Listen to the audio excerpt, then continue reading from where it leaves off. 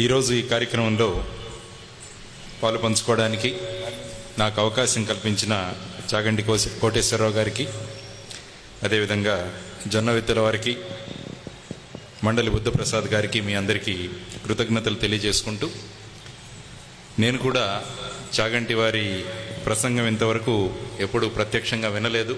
దానికోసం నేను కూడా ఎంతో ఆతృతగా ఎదురు చూస్తున్నాను. ఎందుకంటే నేను ప్రతిరోజు ముంబై నగరంలో ఇంటి నుంచి ఆఫీస్కి వెళ్ళడానికి నాకు అరగంట సమయం పడుతుంది. ఆ అరగంట సమయంలో కూడా నా కారులో చాగంటి వారి అన్ని ప్రసంగాలు నా దగ్గర ఉంటాయి. రోజు ఒక ప్రసంగం వినుకుంటూ ఇంటి నుంచి ఆఫీస్కు, మరి ఆఫీస్ నుంచి ఇంటికి వెళ్ళేటప్పుడు ఉంటుంది. అంటే ఇంటి వద్ద నుంచి ఆఫీస్కు వెళ్ళే లోపల మనిషిని మన కర్తవ్యం వైపు ఆ ప్రసంగం మరలిస్తుందన్నమాట. కాబట్టి రోజు చేసే పనిని ఇంకా అద్భుతంగా చేయడానికి గురువుగారి ప్రసంగం అద్భుతంగా నాకు ఉపయోగపడుతుంది. దానికి కృతజ్ఞతలు తెలియజేస్తున్నాను. అదేవిధంగా మా సాయిబాబా ఇక్కడ ఉన్నారు. ఆయన ఎక్కడ ప్రసంగం అయినా కూడా వెంటనే నాకు ఆ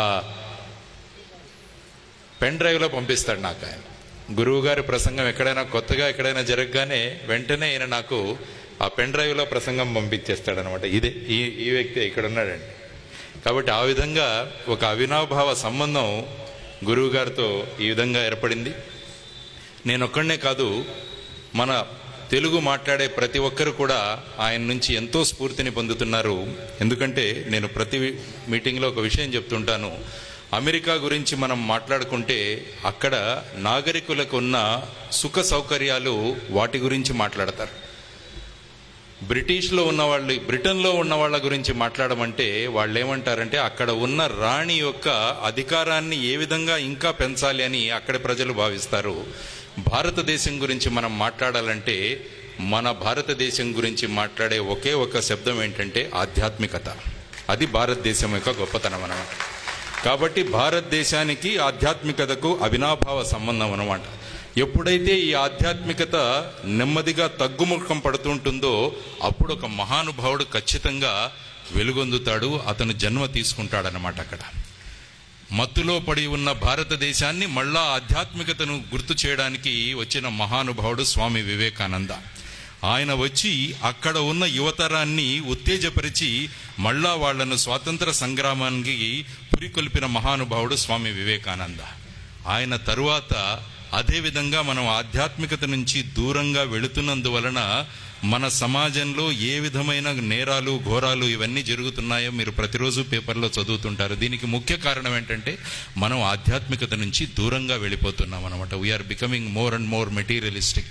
అంటే డబ్బుల వైపు ఎక్కువగా మనుషులు వెళుతున్నప్పుడు ఆధ్యాత్మికత నుంచి మనుషులు దూరంగా వెళ్ళిపోతున్నారు. కాబట్టి మళ్ళా మన ఆధ్యాత్మికతను గుర్తు చేయడానికి, మనలో ఆధ్యాత్మికతను మళ్ళా పురికొల్పడానికి వెలుగొందిన మహానుభావుడు చాగంటి కోటేశ్వరరావు గారు అన్నమాట.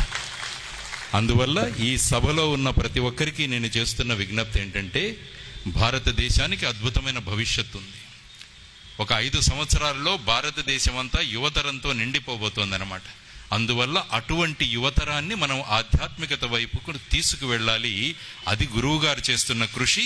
ఆయన చెప్పిన విషయాలను తీసుకువెళ్ళి మన ద్వారా మళ్ళా మన యువతరానికి మనం అంతా అందించగలిగితే ఖచ్చితంగా ఆ మహానుభావుడు చేస్తున్న కృషికి ఖచ్చితంగా విజయం ఎక్కడో దొరుకుతుంది అని నేను ఎప్పుడూ అనుకుంటుంటాను అన్నమాట. అందువల్ల కేవలం మనం ఇక్కడ వినేసి వెళ్లకుండా ఆ చెప్పిన విషయాలను ఆచరణలోకి తీసుకువచ్చి మన ఆచరణ ద్వారా మన యువతరం కూడా ఆచరణలోకి తీసుకుపెట్టే బాధ్యత మన అందరి మీద ఉంది అని ఈ క్షణంలో మీ అందరికీ మనవి చేసుకుంటున్నాను. అందువల్ల అటువంటి మన అందరికీ మార్గదర్శనం, ఆ విధంగా దిశానిర్దేశం చేస్తున్న చాగంటి వారికి మళ్ళా ఒకసారి కృతజ్ఞతలు తెలియజేసుకుంటూ, గురుగారు మీరు చెప్పే విషయాలన్నీ కూడా ప్రతి ఒక్క మనిషి దగ్గరికి వెళ్ళి ఆ మనిషిలో మార్పును తీసుకొస్తున్నాయి. కాబట్టి ఈ విధమైన మార్పును మనమంతా కలిసి తీసుకొద్దాం అన్నది ఈ సభలో ఉన్న మా అందరి యొక్క ఉద్దేశం. కాబట్టి మీరు చేస్తున్న కృషికి శతకోటి నమస్కారాలు. ఇటువంటి సభలో నాకు అవకాశం ఇచ్చినందుకు మీ అందరికీ కృతజ్ఞతలు తెలియజేసుకుంటూ సెలవు చేసుకుంటున్నాను. జై హింద్.